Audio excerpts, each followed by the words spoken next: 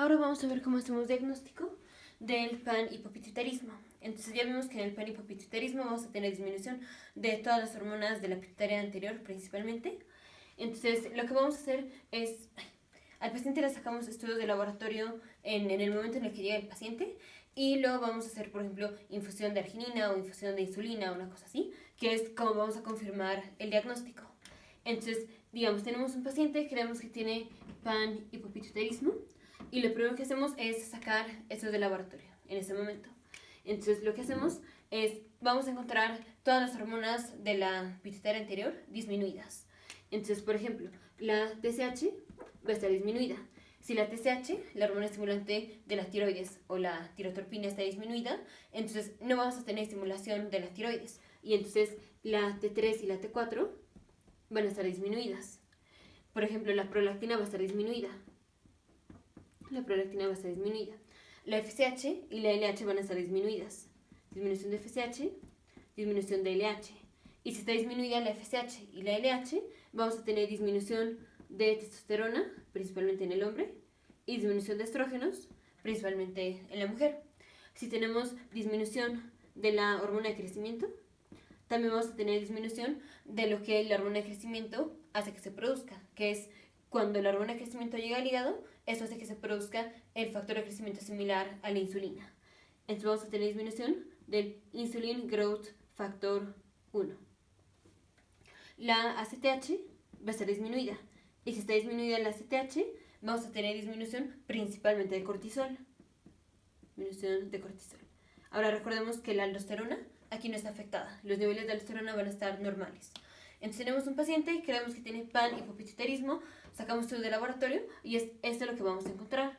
Ahora, el tener los valores así, si tenemos por ejemplo una disminución de la hormona de crecimiento y del factor de crecimiento similar a la insulina, esto no sugiere que el paciente tenga panhipopituitarismo, porque recordemos que las hormonas que son liberadas del hipotálamo, son liberadas de forma pulsátil. O sea, que hay momentos donde tenemos mucha concentración de la hormona y hay momentos donde tenemos poca concentración de la hormona. Entonces, y eso es normal. Entonces, si tenemos un paciente y tiene disminución de la hormona de crecimiento y del factor de crecimiento similar a la insulina, no sabemos si es que el paciente tiene panhipopituitarismo, por ejemplo, o es que el paciente está en este periodo, cuando no hubo la secreción pulsátil. Entonces, el que tengamos disminución de esas hormonas no especialmente nos confirma o nos hace diagnóstico de que el paciente tiene panhipopituitarismo. Por eso hay que confirmar los estudios de laboratorio. Entonces, ¿cómo confirmamos la disminución de la TSH? Esto es, tenemos el paciente, creemos que tiene panhipopituitarismo y lo que vamos a hacer es le damos la TRH, la hormona liberadora de la tirotropina. Si al paciente le damos hormona liberadora de la tirotropina, esto debe de estimular a la pituitaria anterior a que produzca la TSH. Eso será lo normal. Si este paciente tiene panhipopituitarismo, no importa cuánta estimulación estemos haciendo de la pituitaria anterior, no va a secretar las hormonas. Entonces, la confirmación es si damos la hormona liberadora de la tirotropina y no aumenta la concentración de la TSH, entonces así se confirmó la deficiencia de la TSH. Vamos a confirmar las otras. La disminución de la prolactina. Recordemos que la hormona liberadora de la tirotropina también estimula la producción de la prolactina. Entonces, ¿cómo confirmamos el diagnóstico de disminución de prolactina? Si al dar hormona liberadora de la tirotropina no aumenta la prolactina, confirmamos la disminución de la prolactina. O sea, confirmamos que sí hay deficiencia de la prolactina.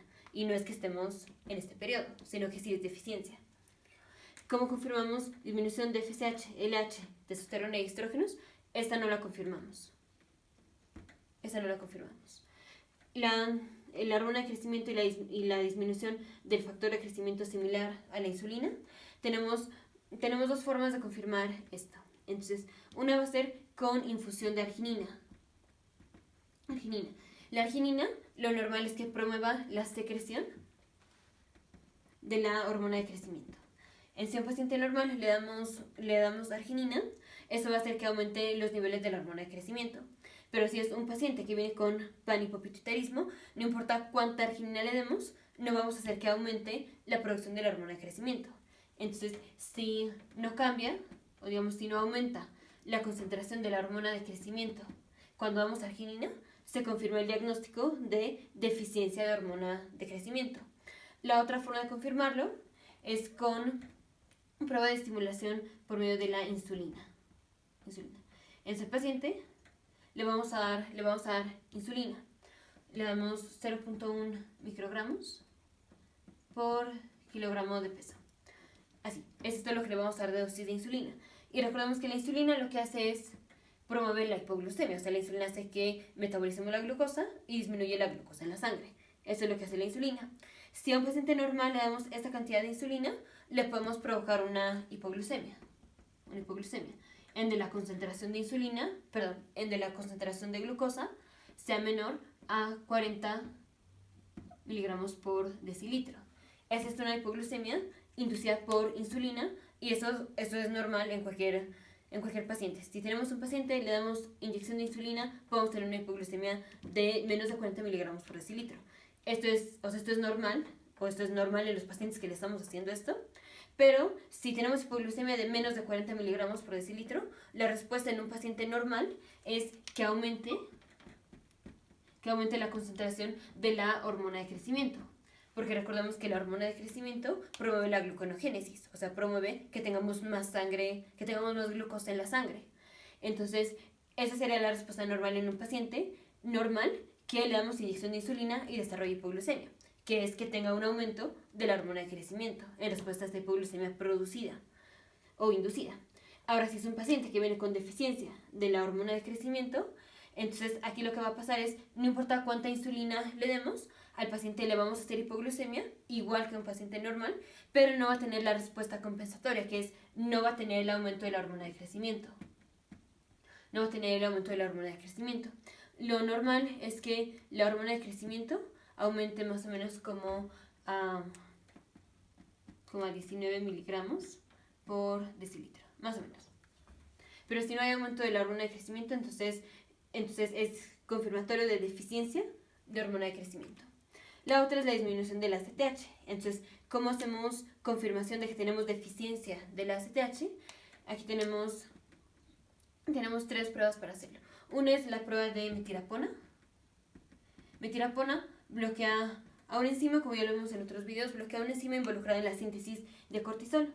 Entonces, la metilapona, lo normal que hace es disminuir la síntesis de cortisol.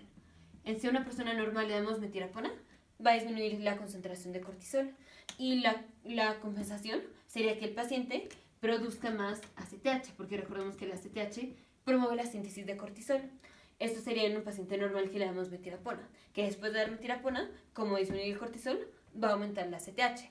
Pero si es un paciente que viene con deficiencia del ACTH por el panhipopituitarismo, no importa cuánta metilapona le demos, va a disminuir el cortisol, pero no vamos a tener el aumento del ACTH.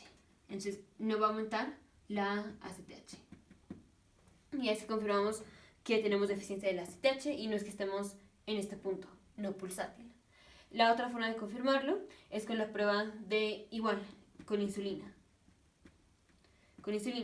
Damos 0.05 a 0.1 unidades por kilogramo de peso de insulina y la insulina lo que hace va a ser hipoglucemia.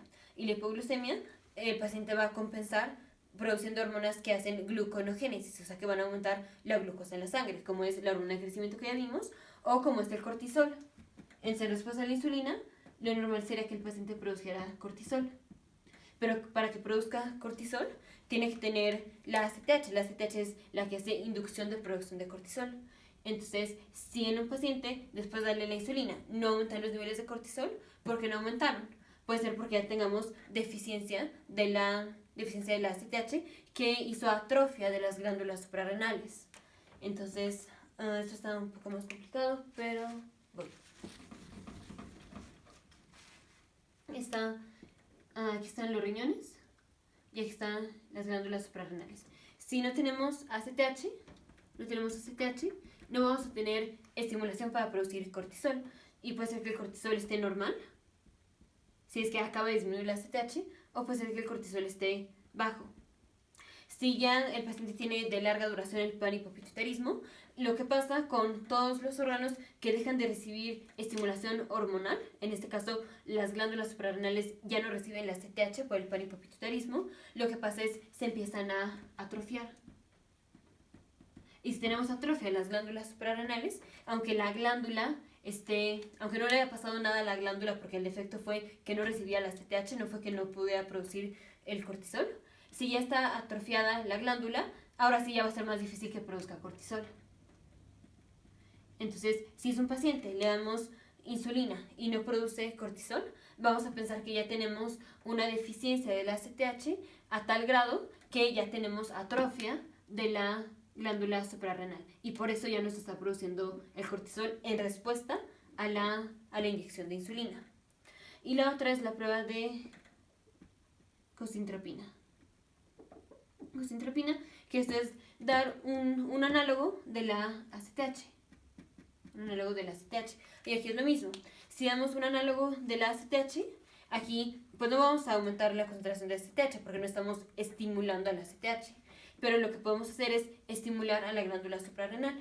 Entonces, si tenemos un paciente normal y le damos cosintropina, o sea, un análogo de la ACTH, esto haría que la glándula suprarrenal produjera cortisol.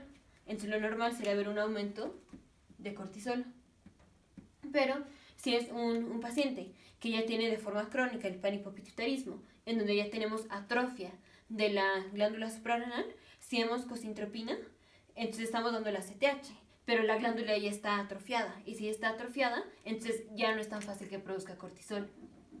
Y entonces no produce cortisol, vamos a tener los niveles de cortisol no aumentan, y entonces otra vez diagnóstico confirmado de deficiencia de la CTH.